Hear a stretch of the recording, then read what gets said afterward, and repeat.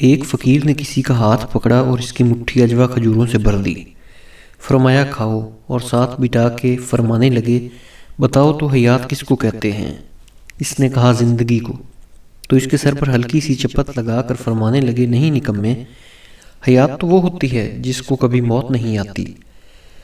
دیکھو نا، اللہ تعالیٰ کا ایک لفظ ہیرے یاقوت و مرجان سے زیادہ پیارا، قیمتی اور نصیحتوں سے بھرپور ہے۔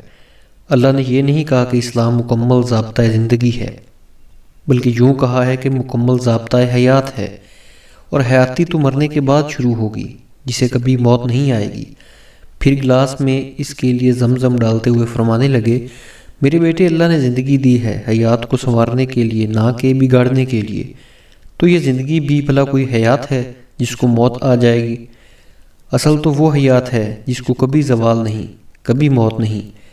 تو زندگی ایسے گزارو کہ حیات سنور جائے۔